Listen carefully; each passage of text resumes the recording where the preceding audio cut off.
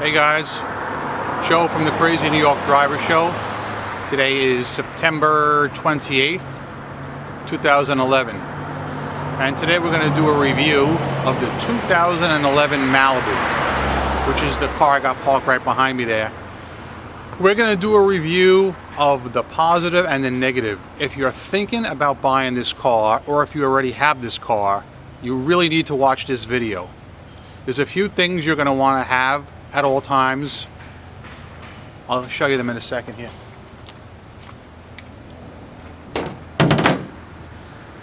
Okay, this is called a dead blow hammer.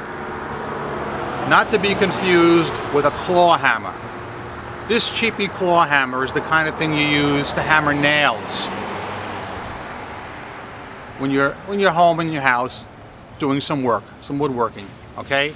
You do not want to use this for the purpose I'm going to show you shortly, because if the head snaps off, which it will, it'll come flying around and conk you in the head. You'll be in the hospital. Alright? A dead blow hammer is the only kind of hammer for the repair I'm going to show you how to do shortly. Alright.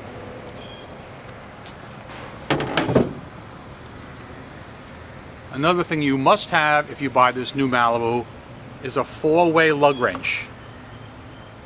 I'll explain why shortly.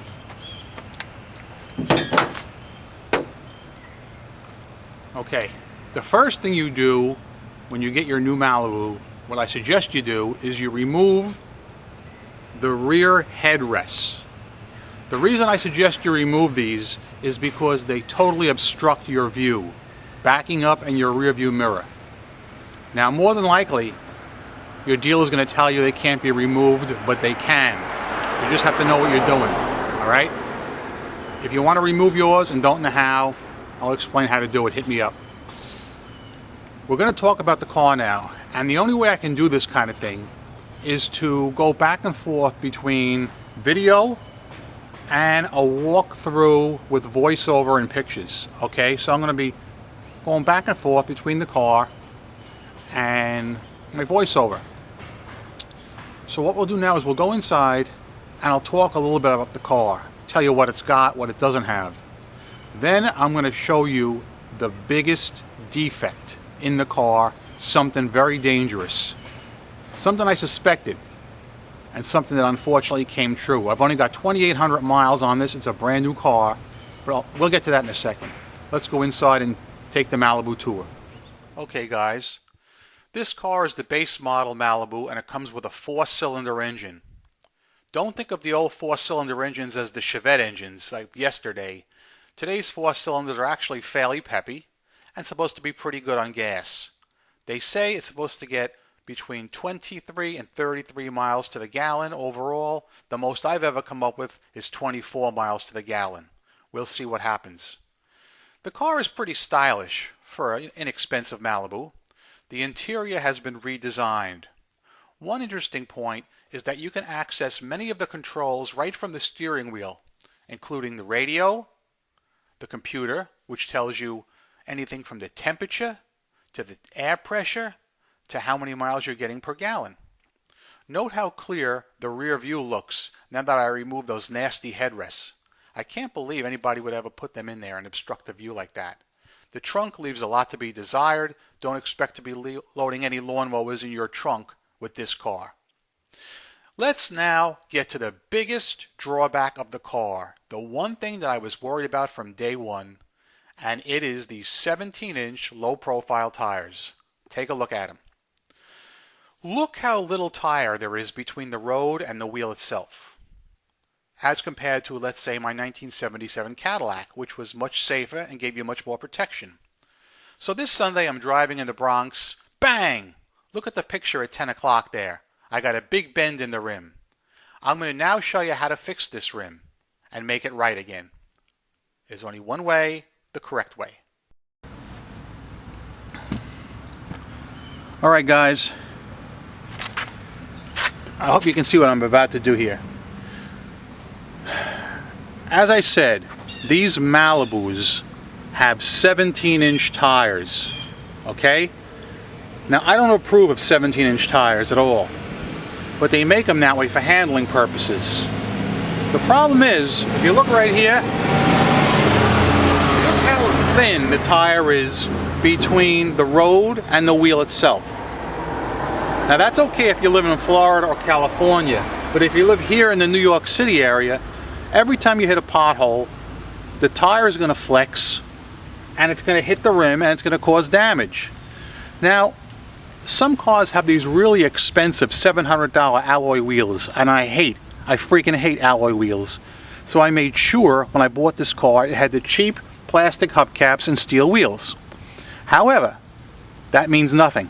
These things bend like pretzels. I'm going to show you how to take care of that right now.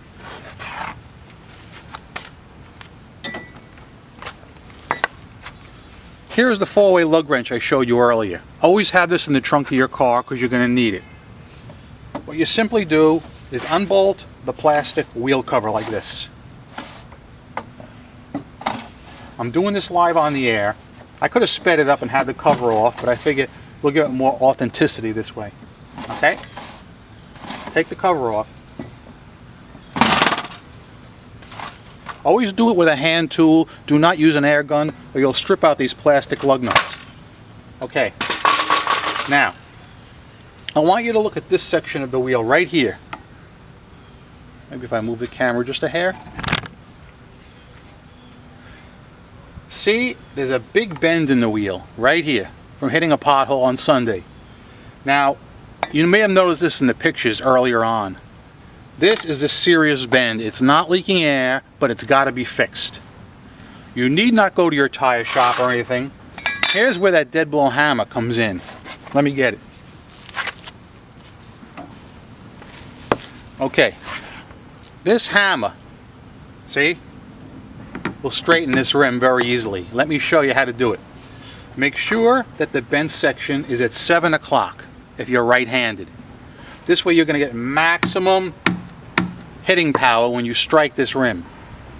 You hold the hammer on the end, of course, for leverage, and you do this. Watch.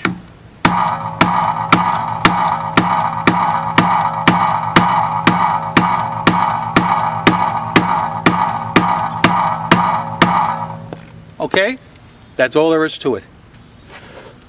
Now, I didn't hit it all that hard, but did you see how easily it went back into shape? That's how easily these things bend because of these freaking 17-inch tires. They design them that way for handling.